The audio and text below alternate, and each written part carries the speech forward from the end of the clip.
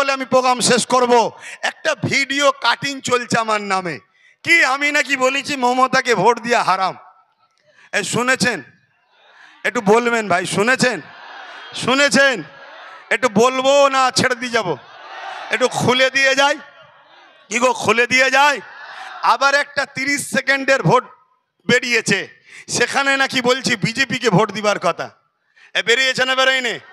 কিন্তু ওই ভিডিওটা আপনাদেরকে বলবো, যারা ছাড়ছে তারা পশ্চিমবাংলা সরকারের দলের চামচা। শুনছেন? অতএব আপনারা পুরো ভিডিওটা দেখুন।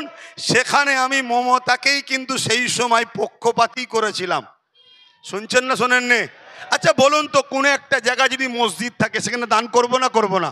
কিন্তু কাল যদি মসজিদটা দখল হয়ে যে অন্য কিছু স্কুল কি বলে সিনেমা হল বা খারাপ জায়গা জোর করে কেউ করে ফেলে, আর দান করা যাবে? তখন আর দান করা যাবে, সেখানে নামাজ পড়া যাবে। স্পেনে যেমন 800 বছর মুসলমান রাজত্ব করেছিল, এই আমাদের মতো গাফিল হওয়ার জন্যে, আমাদের মতো এর পিছনে ঘোরো ওর পিছনে করো, কিছু ভিক্ষা লাও, খাও শো ঘুমো, এই গাফিল হওয়ার জন্য আজকে পুরো স্পেন মুসলমান সেখানে আর খুঁজে পাওয়া যাচ্ছে না। সাবধান হন, সতর্ক হন, জাগাচ্ছি আপনাদেরকে। তো ভাইয়ের আমার, আমি আপনাদেরকে এই বিষয়টা বলি, সেটা হলো এটাই, আমি ওই বক্তব্যটা বলেছিলাম, একটু সময় নিচ্ছি ভাই, 2 থেকে 3 মিনিট। বক্তব্যে বলেছিলাম যে আল্লাহ নবী বলেছেন অন্যায় দেখলে হাত দিয়ে রোখো। এটা হাদিস তো নাকি? একটু উলামারা বলবেন ভাই, একটু বলবেন।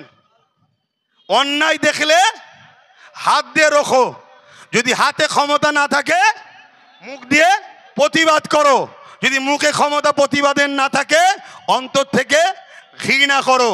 কেন্দ্র সরকার সংখ্যাগরিষ্ঠতার জোর দেখিয়ে ওয়াকাফ কালা কানুন করে মসজিদ, মাদ্রাসা, কবরস্থান, ঈদগাহ, খানকাকে ভেঙে দিবার বা দখল করে নিবার যে পরিকল্পনা করছে, এটা কেন্দ্র সরকার নাই করছে না অন্যায় করছে? একটু সবাই বলবেন। তাহলে ইসলাম বলছে অন্যায় দেখলে কিভাবে রুখতে হবে? হাত দিয়ে। 1 নম্বর ঈমান। যদি হাতে ক্ষমতা না থাকে মুখ দিয়ে প্রতিবাদ করো, 2য় স্তরের ঈমান। যদি মুখেও প্রতিবাদ করতে না পারো অন্তর থেকে ঘৃণা করো, 3 নম্বর স্তরের ঈমান, একদম শেষ স্তর। এরপরের কোন স্তর আছে? এরপরে কোন স্তরের কথা রসুল বলেছে? একটু বলবেন উলামা ভাইরা, বলেছে? তাহলে নম্বর 1 ঈমান কি? হাত দিয়ে যদি বিজেপির বিরুদ্ধে লড়ে তাহলে 1 নম্বর ঈমান। হাতে ক্ষমতা নেই, মুখ দিয়ে যদি প্রতিবাদ করে 2য় স্তরের ঈমান। মুখে প্রতিবাদ করতে পারে না, অন্তর থেকে ঘৃণা করে, বিজেপিকে ঘৃণা করে দূরে সরে থাকে, এটা শেষ স্তরের ঈমান। কিন্তু একটা লোক দেখা যাচ্ছে হাত দিয়ে প্রতিবাদ করে না, রোকে না, মুখ দিয়ে প্রতিবাদ করে না, অন্তর থেকে বিজেপিকে ঘৃণা করে না, ভেতরে ভেতরে বিজেপিকে ভোটও দিচ্ছে। বলুন ওই মুসলমানটার ঈমান আছে? জোরে বলুন, ঈমান আছে? কেন? ভোট দিয়ে মানে সাপোর্ট করা, অর্থাৎ বিজেপিকে শক্তিশালী করলো মুসলমানটা। আর সেই বিজেপি কি করবে? ক্ষমতার জন্য মসজিদ ভাঙবে, মাদ্রাসা ভাঙবে, কবরস্থান ভাঙবে, ঈদগাহ ভাঙবে, ইসলামের বিরোধী করবে। যারা ইসলামের বিরোধী করে, মসজিদ ভাঙে, মাদ্রাসা ভাঙে, কবরস্থান ভাঙে, তাদেরকে সাপোর্ট করা আর কাজ করা এক না আলাদা? তাহলে তার মধ্যে ঈমান থাকতে পারে? এই কথাটা আমি বলেছি, এটাকে দেয়নি। এই শুনছেন? এটাকে দেয়নি কেন? এই বেঈমানগুলো আমাকে বিজেপির সঙ্গে জড়াতে চাই না। যদি এটা দিয়ে ফেলে তাহলে তো সবাই বলবে আব্বাস সিদ্দিকী বিজেপি হয় কি করে, সে তো বিজেপিকে দিয়া হারাম বলছে। এজন্য এটা দেয়নি। দিয়েছে কি?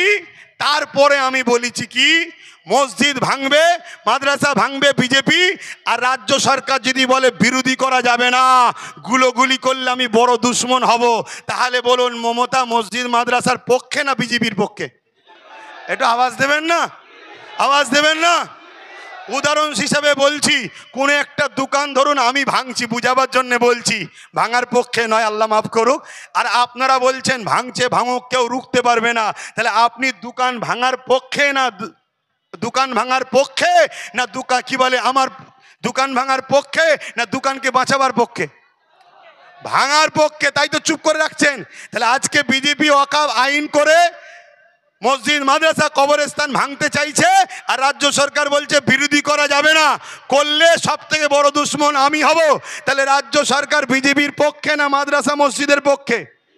জোরে বলবেন, জোরে বলবেন, জোরে বলবেন। তাহলে মাদ্রাসা মসজিদের বিরোধী যারা, তাদেরকে ভোট দিয়ে শক্তিশালী যারা করে, রাসূলুল্লাহর হাদিস অনুযায়ী ওর বিরুদ্ধেও যেমন হাত দিয়ে লড়তে হবে, এর বিরুদ্ধেও লড়তে হবে। হাতে ক্ষমতা নেই, মুখ দিয়ে প্রতিবাদ করো, এর বিরুদ্ধেও প্রতিবাদ করো। অন্তরে ঘৃণা করো, একেও ঘৃণা করো। ওকে যদি ভোট দিলে যেমন ঈমান যায়, এই বিজেপির দালাল একেও ভোট দিলে ঈমান। জোরে বলেন। এই কথাটা আমি মূল বলেছি। এবারে বলুন আপনারা, রাসূলুল্লাহর হাদিস আগে না দুনিয়ার এই শয়তানগুলো আগে? বলুন বলুন বলুন, হাত তুলে বলুন। তাহলে আব্বাস সিদ্দিকী কিছু ভুল বলেছে? যদি ভুল বলে থাকি সেটা শিখিয়ে দেন না। দিনের স্বার্থে বলেছি, দিনের স্বার্থে বলেছি, মসজিদ মাদ্রাসা বাঁচাবার স্বার্থে বলেছি, কবরস্থানের জন্য বলেছি, খানকার জন্য বলেছি। আর আমার শেষ কথা, মুসলমানের সন্তানদের জিজ্ঞেস করি, কেউ যদি বলে কোরআন শেষ হয়ে যাবে, আমার উন্নতি শেষ হবে না, বলুন সে কোরআনের সুনামের পক্ষে না কোরআনের দুর্নামের পক্ষে? যে কোরআনের বিরোধী হয়, কোরআনকে মিটাতে চায়, তাকে ক্ষমতায় আনার যে মুসলমান চেষ্টা করবে, সেই মুসলমান কখনো মুসলমানের রক্তে হতে পারে না, সে কখনো ইমানদার হতে পারে না। তোদের হাতে পাওয়ার আছে, তোদের হাতে ক্ষমতা আছে, পুলিশ তোদের, মিলিটারি তোদের, দেশের মাথায় তোদের দাদা বসে আছে, সব ক্ষমতা তোদের। মোস্তফার গোলাম বলে যাচ্ছি, দম থাকে তো আমাকে রুকে দে। আল্লাহ যদি আমায় ঠান্ডা করে দেয়, আমি ঠান্ডা হয়ে যাব। নয় এই লড়াই আগামী দিন আরো জোরে হবে। এই লড়াইয়ে আমার সাথ করা দিয়ে আল্লাহ রসুলের জন্য জীবন দিতে পারবে? হাত তুলে দেখাও। আল্লাহকে সাক্ষী রেখে হাত তোলো, আল্লাহকে দেখিয়ে হাত তোলো। প্রয়োজন হয় উঠে দাঁড়িয়ে যাও, দাঁড়িয়ে যাও। এখন থেকেই প্রস্তুত শুরু। আমরা ইসলামের দুশ্মনেরা হুঁশিয়ার, সাবধান।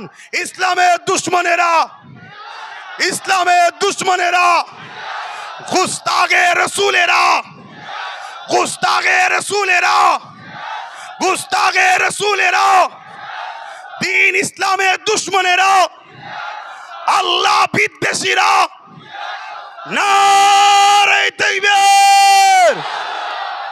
হিন্দুরা আমাদের ভাই, দলিতরা আমাদের ভাই, সাঁওতালরা আমাদের ভাই, ভাই ভাইয়ের সঙ্গে মিশবে। কিন্তু কেউ যদি আমার ধর্মের উপরে আঘাত দেয়, প্রতিরোধ হবে না? হবে না? আমরা কারো ধর্মের উপরে আঘাত দিই না। আমার কথা দিয়ে, ভাষাতে, ব্যবহারে কেউ কষ্ট পেলেন? কষ্ট পেলেন? তাহলে আমার এই ভাইটাকে মেরেছে, এর বিচার হওয়া দরকার আছে না নাই? হাত তুলে বলুন, দরকার আছে না নাই? প্রশাসনদের উপরে আমাদের আস্থা আছে না নাই? প্রশাসন যদি প্রশাসনের কাজ না করে, যান বাঁচাবার জন্য, বাঁচার জন্য, টিকে থাকার জন্য, তাহলে আমরা বাধ্য হব নিজে হাতে প্রতিশোধ তুলে নিবা। ঠিক না বেটি? জোরে বলুন, ঠিক না বেটি? আর প্রশাসন যদি মনে করে না আমাকে মানুষ ভালোবাসে, আমি জনগণের রক্ষক, অতএব যে দোষ করেছে তার শাস্তি হওয়া দরকার, দেশ সবার, দেশ সবাইকে রাইট দিয়েছে, সে তার প্রোগ্রামে যাবে, তার ধর্মস্থানে যাবে, তার ধর্মের কাজ করবে। যদি প্রশাসন করা হাতে এর বিচার ব্যবস্থা করে, তাহলে প্রশাসনদের উপরে যেমন আস্থা ছিল, আছে, থাকবে। যান বাঁচাবার জন্য প্রতিরোধ করার ইজাজত, ক্ষমতা, রাইট সংবিধান আমাদেরকে দিয়েছে। তাহলে আব্বাস সিদ্দিকী দেশের বিরুদ্ধে বলল, সংবিধানের বিরুদ্ধে বলল। আপনার জানা না থাকে জেনে নেন। তো ভাইয়েরা আমার, বড় দুঃখের সাথে বলতে হয়, এরকম মার খেয়ে আপনারা কি ঘাবড়ে যাচ্ছেন নাকি? ঘাবড়ে যাচ্ছ? কাল যদি আবার প্রোগ্রাম হয়, আবার আসবে তো? ঠিক বলছো তো? এটা হলো ঈমান। পৃথিবীতে আবু জেহেল মেরেছে, আজকে আবু জেহেলের উত্তরসূরিরা মারছে। পৃথিবীতে উতবা, সাইব, আবুল আহাব মেরেছে, আজকে তাদের উত্তরসূরিরা মারছে। ফেরাউন মেরেছে, নমরুদ মেরেছে, সাদ্দাত মেরেছে, এজিদ মেরেছে, এমন করে হিটলার মেরেছে, চিঙ্গিস খান মেরেছে, হালাকু খান মেরেছে। আমাদেরকে সবাই মিলে মিটাতে চেয়েছে। মনে রেখে দিও, সংখ্যা দিয়ে আমরা জিতিনি, অস্ত্র বোম বন্দুক দিয়ে আমরা জিতিনি। আমরা জিতেছি সিনার মধ্যে আল্লাহ ও নবীর প্রেম ভালোবাসা শ্রদ্ধার ভক্তি নিয়ে আল্লাহর কাছে হাত তুলে আল্লাহর সাহায্যে আমরা জিতেছি, ঠিক না বেঠি?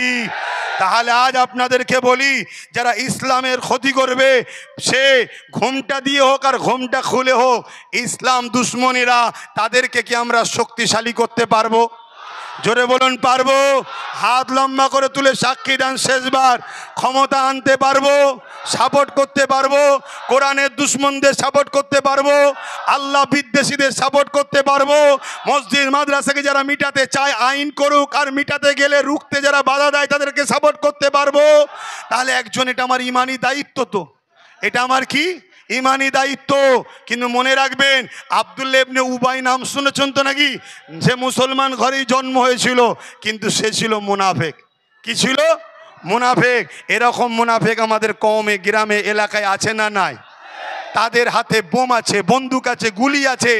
তাদেরকে জালিম অত্যাচারী শাসকরা পিছন থেকে শেল্টার দেয়, শুধু মুসলমানদের ঘরে দমিয়ে রাখো, ইরানা ক্ষমতা দখল করে ফেলে।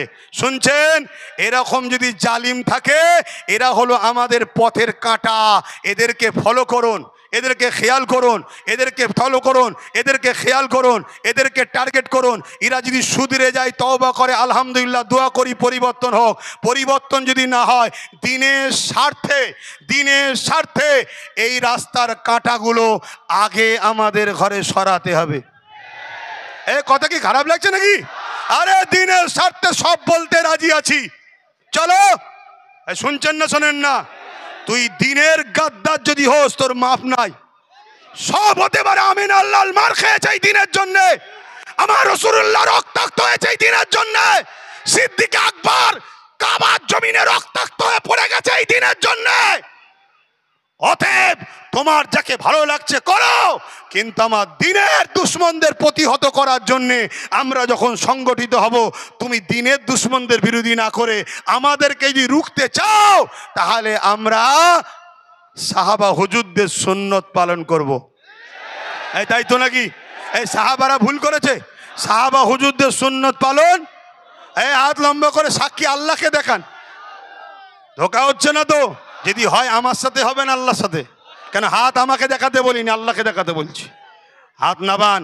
আর কথা নয়, আমার কথাতে ভাষাতে ব্যবহারে কেউ কষ্ট পেলেন, এই আমার নবীর গোলামরা কষ্ট পেয়েছো, যদি এরপরও সমালোচনা হয়, জানবেন মুনাফেক মুসলমান আর ইসলামের দুশ্মনগুলো সমালোচনা করবে। কেন একটা কথা কি আমি আমার দলের জন্য বলেছি? এই আমার ঘরের জন্য বলেছি, আমার বাপ মার জন্য বলেছি, আমার কারবারের জন্য বলেছি, আমার নিজের জন্য বলেছি। একটাই লক্ষ্য, ইসলামের দুশ্মনদের বিরুদ্ধে লড়াই করতে হবে, এই জন্য বলেছি। ঠিক না বেঠিক? যে লুহা দিয়েও আমায় কাটছে, ওই লুহা আমাদেরকে দখল করতে হবে, তাহলে ওদেরকে ওই লুহাই সাইজ করে দেওয়া যাবে। ঠিক না বেঠিক গো? হ্যাঁ, এই জায়গায় মনে রেখে দিও। আমার বক্তব্য এখানে শেষ করলাম। আপনারা সকলে ঘরে যাবেন, সুস্থভাবে যাবেন, ভালোভাবে যাবেন। যাবার সময় যদি কোনো রকম সমস্যা হয়, থানাতে গিয়ে কেস করবেন। যদি থানা স্টেপ না নেয়, তাহলে জানতে হবে পশ্চিমবঙ্গের থানাগুলো ইসলামের বিরুদ্ধে চলে গেছে। অতএব যারা ইসলামের বিরুদ্ধে, সে প্রশাসনদের আর সম্মান পাবার উপযুক্ত আমাদের কাছে নয়। ওপেন বলে যাচ্ছি, ওপেন বলে যাচ্ছি, প্রচুর সম্মান শ্রদ্ধা করি আপনাদেরকে, কিন্তু আমার দিনের ওপরে নয়। আমার দিনের ওপরে কোন আমার বাপও নয়, আমার মাও নয়। তুমি তো কোথাকারের কে? এ কথা কি ভুল লাগছে নাকি? এ যুবকরা ভুল লাগছে? আল্লাহ সুযোগ দিয়েছে গুনাহ মাফ করার, গুনাহ মাফ করিয়ে লাও। যান, আপনাদেরকে যতক্ষণ বকবো ততক্ষণই থাকবেন জানি। গত কয়েকদিন আগে এক জায়গায় এত ভিড় হয়েছে, লাস্টে জলসা বন্ধ করে দিতে হয়েছে আমাকে, মানুষ মারা যাবে এই অবস্থা। তো যাক, এই ভিড় আমার জন্য নয়, এ ভিড় ইসলামের জন্য, ন্যায়ের জন্য, সত্যের জন্য, মানবতার জন্য, ইনসাফের জন্য, ইনসানিয়াতের জন্য। এই ভিড় দেখে আজকে জালিমদের রাগ হলেও হতে পারে। ঠিক না বেঠিক? মনে রাখবেন, আমাদের লড়াই যারা ইসলামের দুশ্মন তাদের বিরুদ্ধে। আজকের এই প্রোগ্রাম কথা ঠিক।